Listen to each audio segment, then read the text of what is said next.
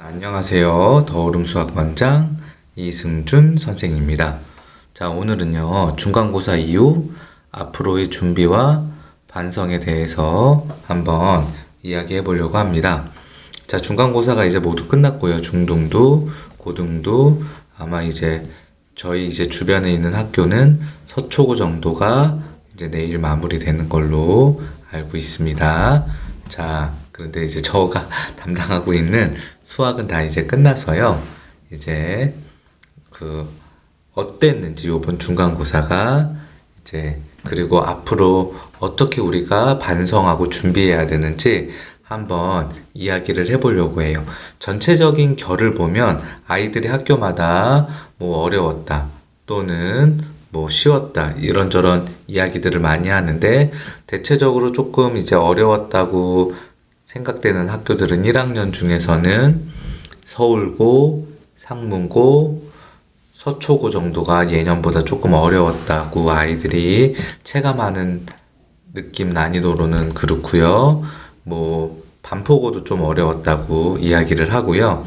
그 다음에 뭐 양재고, 동덕여고, 서문여고, 그리고 세화고, 세화여고 같은 경우에는 조금 평이했다. 전체 모든 학년들이 그렇게 제가 알고 있습니다. 모든 시험지를 제가 다 본 건 아니지만, 그리고 1학년뿐만이 아니라 2학년, 3학년, 수원, 수투, 미적분, 확통 시험지를 제가 이제 학교별로 추합해서 봐보면 수능 추세대로 저는 나왔다고 생각이 들어요. 미적분 같은 경우에는 예전보다 난이도가 많이 다운돼서 약간 수능 스타일에서는 요즘에 어때요? 선택 과목의 비중은 점점 줄어들고 수원, 수투 공통 과목에 대한 난이도랑 비중이 높아지고 있죠. 그래서 미적분이나 확통에서 굳이 킬러 문제를 나오지 않게끔 이야기하고 있는데 그런 추세가 그대로 반영됐다고 저는 생각이 듭니다.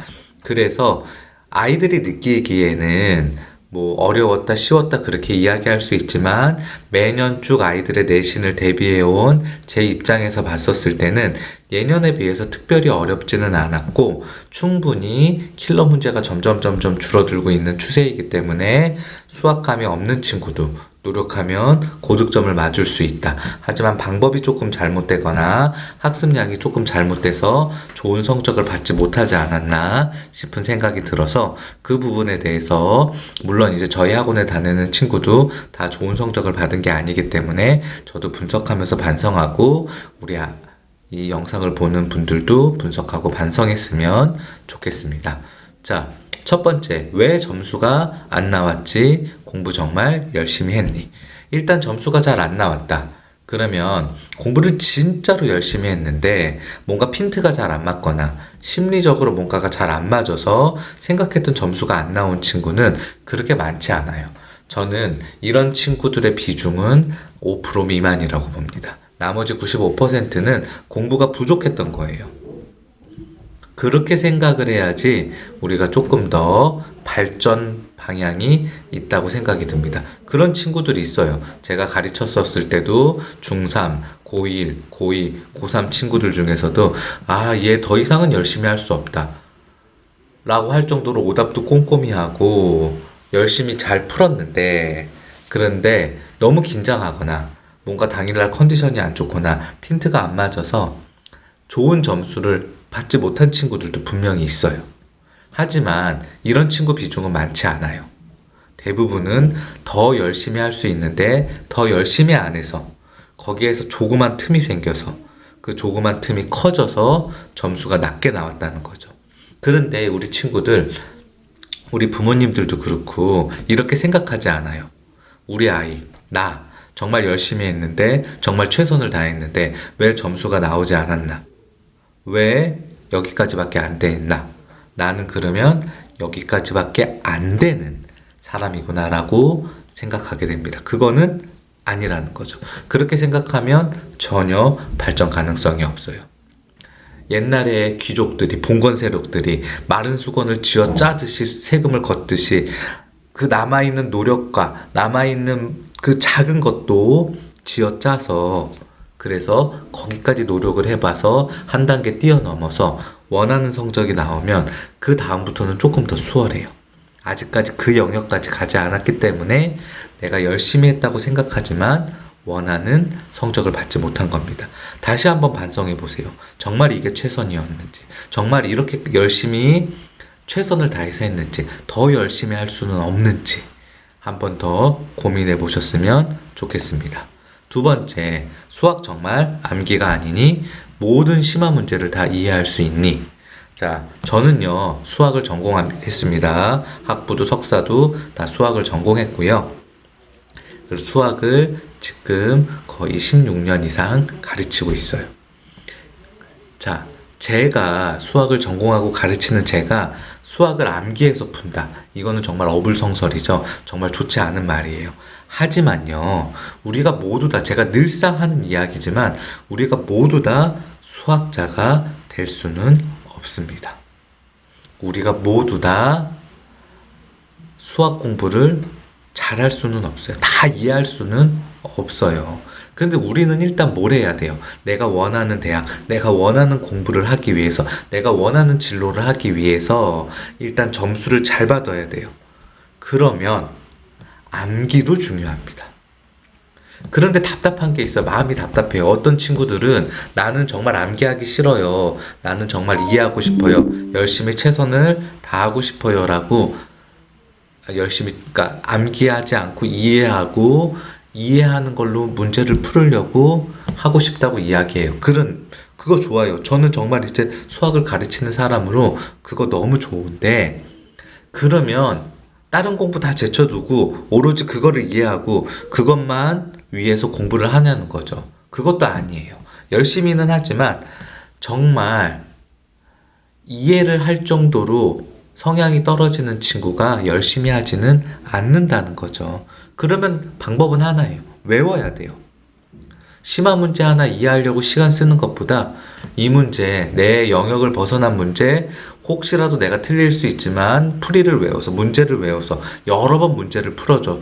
유형을 익혀서 암기해서 한번 풀어보겠다. 라고 하고 맞추면 좋고 틀리면 땡이죠. 이해해도 못 풀어요. 그런 문제들도 있어요. 그거를 이해하려고 하거나 하거나 하지 않고 암기해서 한번 풀어보려고 노력을 해야 되죠. 모든 심화 문제 다 이해할 수 없어요. 선생도 이해 못해요.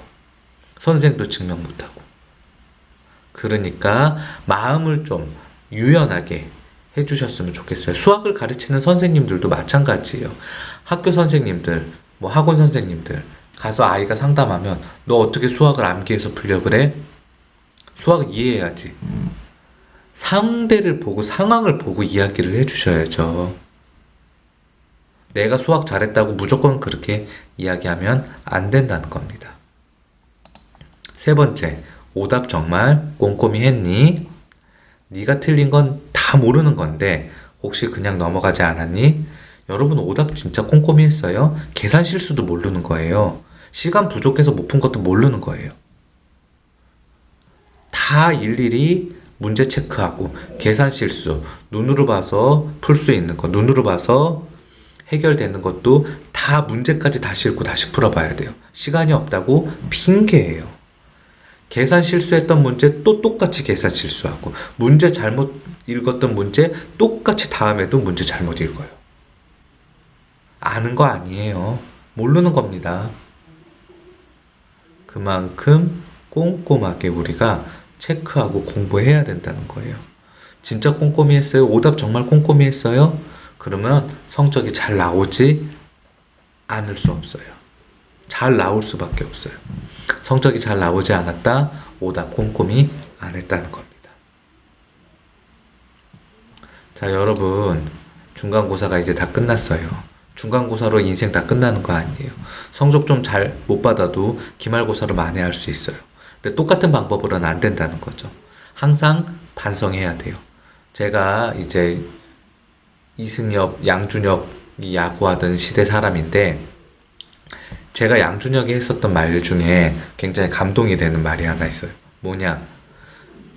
이승엽이라는 친구를 봤을 때 그 친구가, 그 선수가 지금 두산 감독이죠. 50 홈런 이상을 친 다음에 그럼 너무나 잘했으니까 그 마음, 그 폼을 그대로 가지고 있을 것 같은데 더 잘 치려고 타격 폼을 바꾼다는 거죠. 그걸 보고 굉장히 도전을 받았다고 양준혁이라는 야구 선수가 이야기하는 이야기를 들었어요. 여러분, 이게 포인트예요. 사람은 발전해야 됩니다. 사람은 변해야 되고. 발전하고 변하는데 내가 이전에 했었던 것 중에서 뭐를 고쳐야 잘할 수 있는지, 뭐를 유지해야 잘할 수 있는지를 스스로 잘 판단해야 돼요. 그래야 앞으로 기말고사 때 좋은 성적을 받을 수 있습니다. 이 부분을 항상 여러분들이 체크하고 생각해 보셨으면 좋겠습니다. 중간고사 이후 앞으로 우리가 해야 하는 준비와 반성에 대해서 한번 이야기해 봤습니다. 시청해 주셔서 감사합니다.